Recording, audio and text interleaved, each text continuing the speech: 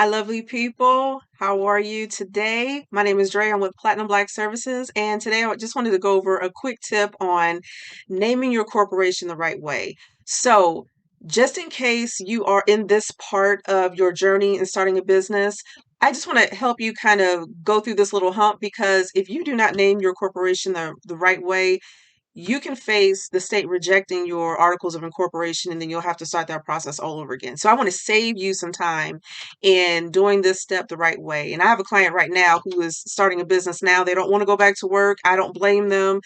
We've had a year home, working from home during COVID.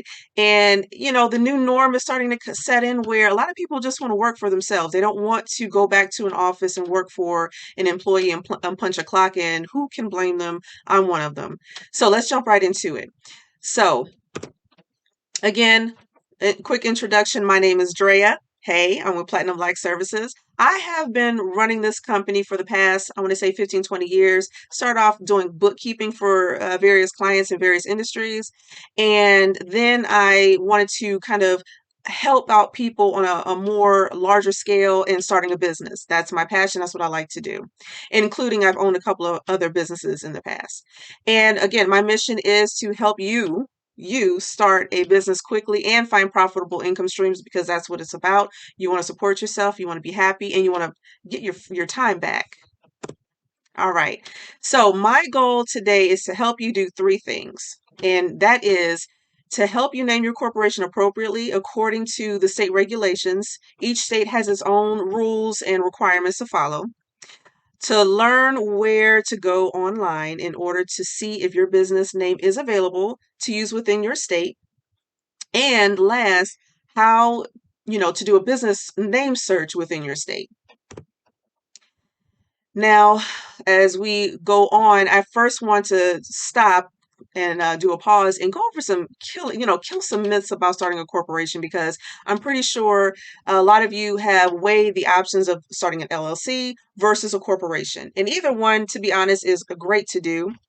My only thing is an LLC is basically considered a disregarded entity in the eyes of the federal government. It's not a bad thing, but there are just some tax advantages and things that you don't get to have as an LLC versus a corporation unless you started an LLC and claimed to be a corporation or to be treated and taxed as a corporation, which I don't know. To me, it sounds kind of silly. You might as well just go ahead and be a corporation. That's just my personal opinion. But again, there's no right or wrong reason, and it still works out in the end, depending on, what you do and what you choose. So the first myth killer is you don't need, you might think you need a lot of money, but you don't need a lot of money to start a corporation. Not at all. The key thing, though, to starting a corporation is you just got to be very organized, especially from the beginning. So you're going to have corporate documents like articles of incorporation, your bylaws, and shareholders agreements, things like that. You want to just be very, very organized with those. Those are so important for tax season, tax time. And, hopefully you're not audited, but in case you are, you want to have those forms on hand and in order. Your books, your bookkeeping, your financial statements. My suggestion, I strongly recommend soon as you open up a business checking account or savings account or both, also run to your store or go online on Amazon and buy QuickBooks because the first dollar that you deposit into your bank it needs to be recorded, and then going forward it needs to be maintained. You have to track every single dollar that goes in and out of your business, and you don't want to wait until the last minute to kind of scramble around and get things in order, but it's just essential to make sure that you have everything in order, and then of course collect all your statements and keep those filed away. The goal is, or the requirement is to keep things on file for 7 years, at least 7 years. And then receipts. And of course, that's where your tax deductions come in. You want to make sure that you're saving a receipt for any and every expense business related and that qualifies as a tax deduction for your business. The next myth killer is you are not required to pay dividends. I think a lot of people decide to go the LLC route is because if I go the corporation route, oh, I'll be taxed twice. And that's not true because corporations, yes, they do pay dividends, but they're not required to pay dividends. That's just an incentive, which is used to kind of keep shareholders investing, pouring capital into the company, keeping it going. And by that time, if you're looking to pay dividends, by then you should have a really good CPA or CPA firm that's helping you through that process and knowing, how to be taxed and how to, get some benefits and kind of save you on that. And then the last myth killer is, oh, you have to be this, you shouldn't start a corporation unless you're, at the level of a Fortune 500 company. Again, that's not true. Every Fortune 500 company is doing the exact same thing that you're doing when you're starting your corporation. Don't let that intimidate you because you don't have to be a big name, a big brand right off, from jump. Even the founder of Apple started in his garage. So you don't have to, be on the same level as the big boys. You just need to start.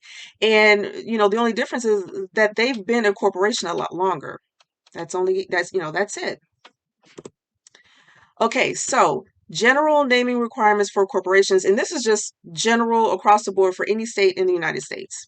And that is you cannot use words that may mislead the public into thinking that the company that you're forming is formed other than for the purpose or the purpose listed or stated on your articles of incorporation. And there's about 4 rules to go over that goes into more detail about that. But just in general, you cannot start a business and list on your articles of incorporation that, hey, my business is like a professional commercial cleaning services. And then the next day you want to start a restaurant and use the same name. Nope, that's not going to fly. That's not going to work. All right, so the first rule in naming your corporation, you cannot imply that your corporation is a government entity, financial institution, or any other agency regulated by law without authorization. I'm sorry. So there are restricted words in general that you cannot use, such as bank, savings. You cannot say that your corporation is a trust or insurance company, a credit union, cooperative, etc. You just have to, go and read the forms for filing out a business for your articles of incorporation, and it'll give you a list of names that are restricted. But this is pretty much the general rule. Unless you are authorized and given permission to claim that your business is or one of these things, you cannot use that and you will be denied. Your application will be denied. All right, rule number 2, you cannot imply that your business offers professional services, which requires appropriate licensing by the state. So restricted words like CPA, engineer, attorney, things like that. You cannot say that you offer professional services as a certified public accountant, engineer, attorney, so on and so forth, if you are not licensed. Point blank, period. You cannot do that. That's illegal. And third rule, and we're going to expand the third rule a little bit more, which is you must use words that are distinguishable and not the same as or deceptively similar from another business name. Okay, so basically there are just rules in place that say if someone has this name already registered, you cannot register under that same name or something similar or close to it, which will again confuse the public into thinking that you are a different company or something of that nature where it confuses the public and they don't know who is who. In the state as well. All right, so good example. You cannot use punctuation, contractions, or abbreviations. They do not distinguish one name from another. And we're going to go through 6 quick examples. As you can see, example number 1, night and day is not distinguishable from night and the symbol day. It's just not. Number 2, Hill Supermarket is not distinguishable from Hills with apostrophe S supermarket. Still very, very similar, very close. Number 3, play, kind of like an abbreviation, P.L.A.Y. Inc. is not distinguishable from just saying the word play, Inc. Number 4, barnstormers is not distinguishable, from barnstormers with barn-stormers. Same thing. The state will not approve that name for you. Number 5, do not stop ink is not distinguishable from don't stop ink. Again, we're using that contraction from do not to don't. They're not going to accept it. It looks too similar.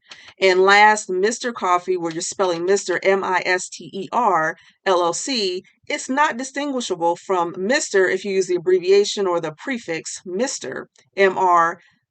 Period coffee. Again, it's too similar. They're not going to allow that and let you form a corporation under that name.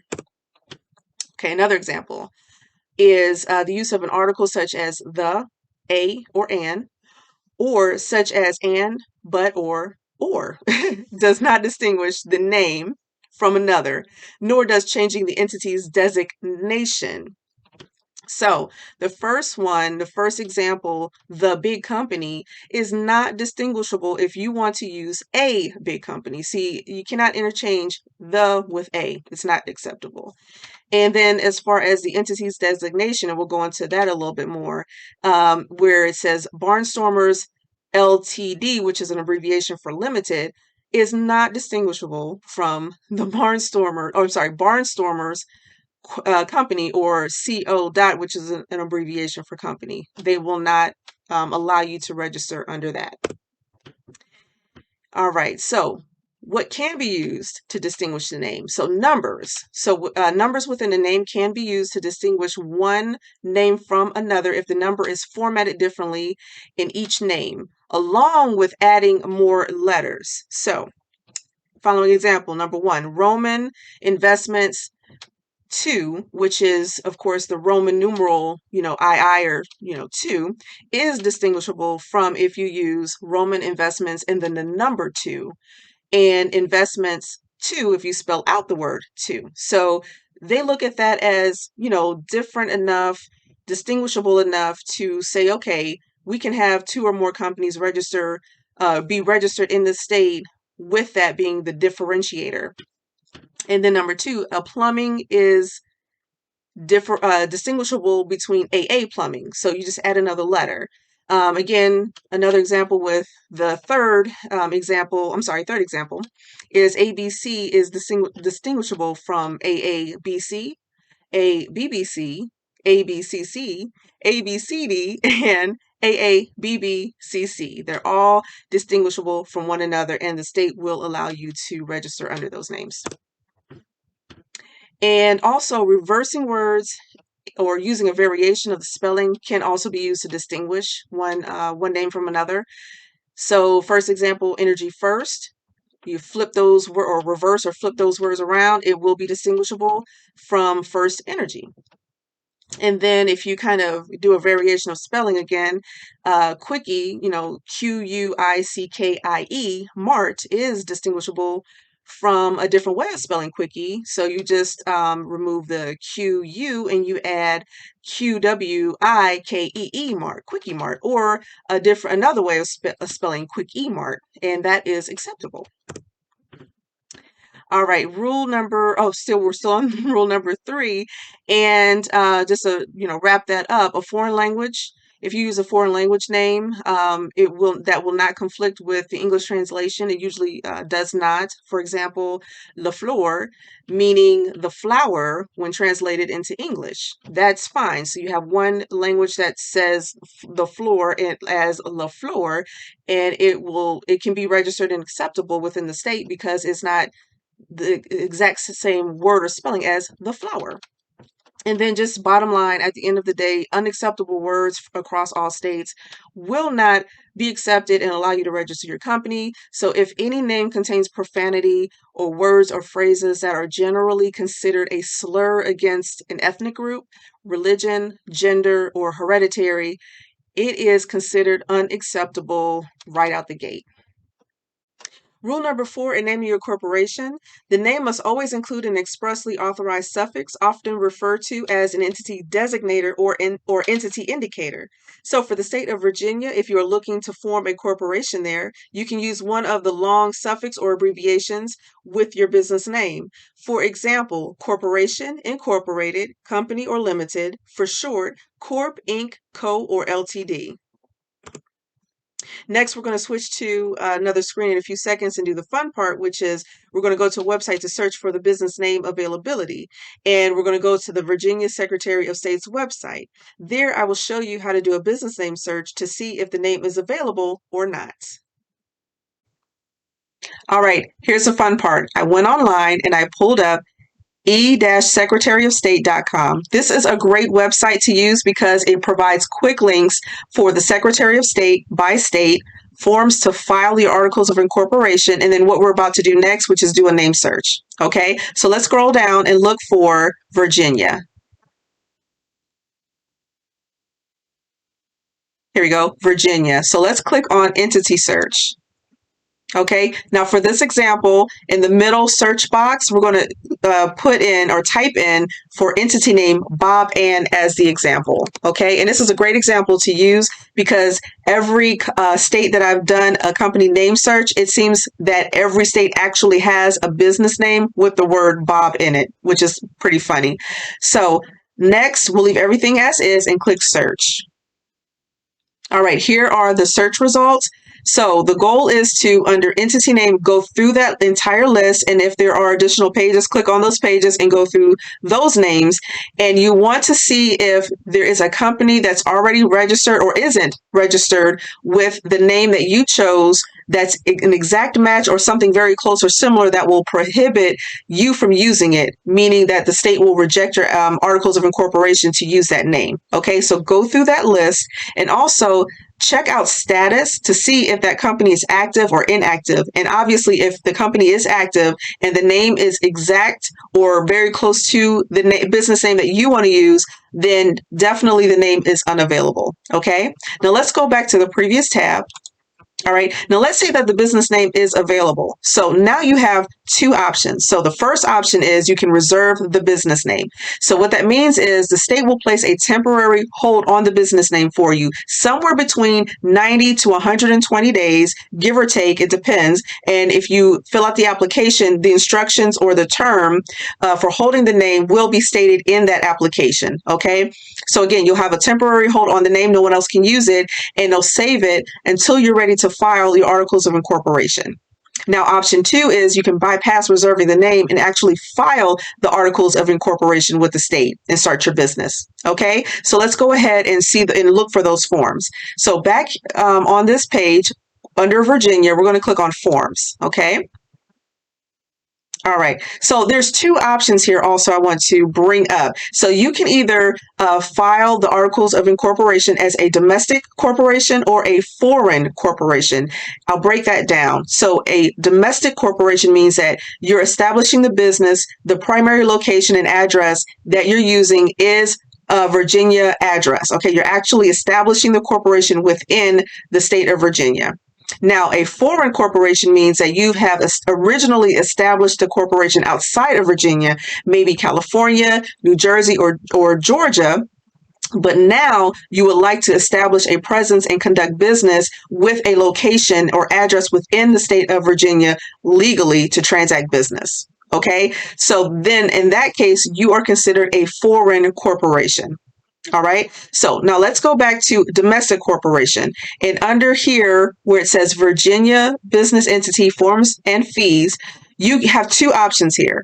You, as a domestic corporation, you can select Virginia non-stock corporation, meaning that you're starting a corporation as, domestically without issuing shares or having shareholders. Okay, and then the other option is Virginia stock corporation, meaning that you will have shareholders, you will issue stock. Plain and simple. So let's use the second option and say that you will actually have shareholders. Okay, so click on Virginia Stock Corporations. All right, scroll down. Now you have, again, that first option to reserve the name. So that application you want to select right here. It is SCC631-PDF. It's a PDF file.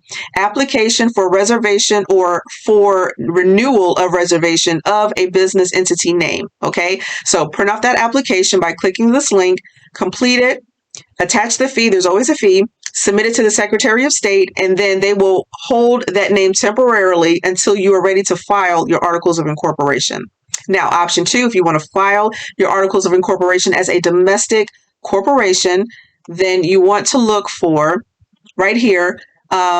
It's in Word doc or PDF file. Articles of Incorporation of a Virginia Professional Stock Corporation. Again, that's if you decide to have stock and issue shares and have shareholders. Okay, so again, complete that application, print it off, complete it, attach the fee, send it to the Secretary of State. They'll register your business, and then you'll be good to go. All right, so let's go back to the foreign corporation option. All right, so we'll just click the back button. Scroll down here to foreign entities, forms, and fees. And what we want to click on is foreign corporations. All right. So option one, again, to reserve the name, we are looking for this file here, SCC 631-PDF, application for reservation or for renewal of reservation of a business entity name.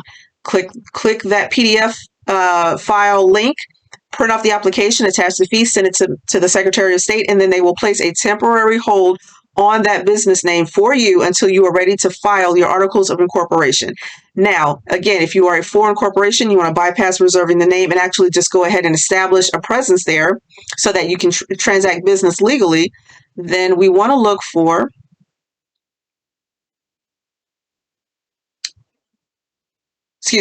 right here, SCC 759/921-PDF, this PDF file, for application for a certificate of authority to transact business in Virginia. Okay, click that link, print off the file, complete it, fill it out, attach the fee, submit it to the Secretary of State of Virginia so that they can register your business, and then you'll be good to go.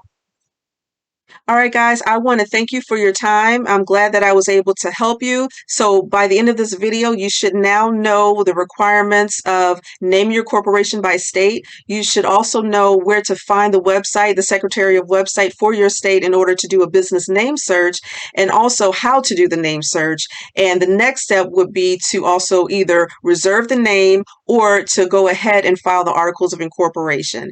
In closing, I just want to suggest, checking out my website. If you go to platinumblackservices.com, I greatly appreciate it. I have some more tools and tips to provide for you. If you scroll down, I have some free stuff. Check out the free stuff. Items such as 7 things you need to maintain your corporate veil protection is a free webinar. Another free webinar, 9 legal corporate documents every corporation must have on hand. Also, a quick and dirty guide to corporation filing requirements is a free ebook. And last, a fill-in-the-blank business plan guide. If you don't have a business plan already, it's good to go ahead and grab that as you're forming your corporation with the state, filing the forms and getting established. All of this is free. Now, next, I also want to let you know that I have 2 kits that are all-inclusive, and it will help you meet specific goals in your journey as you're establishing your corporation within the state that you choose.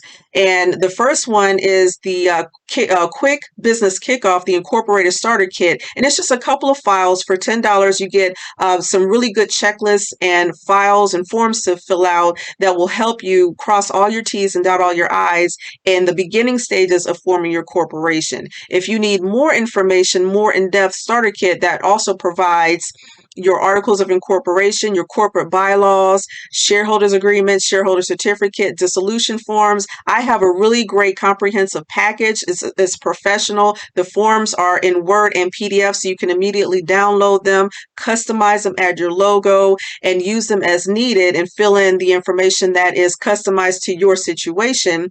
Down here, it's the corporate formation starter kit for the state of, and you just select whatever state that you're in.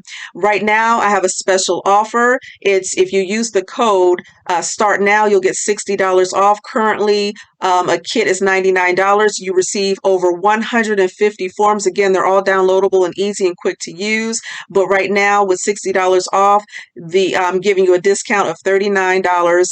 And you can get started right away. So I hope you enjoyed this video. I hope that you've learned what you needed to learn or what needed to know in order to do a business name search for your corporation, and also how to reserve the name or to go ahead and file the articles of incorporation, depending on if you are a domestic corporation or foreign corporation.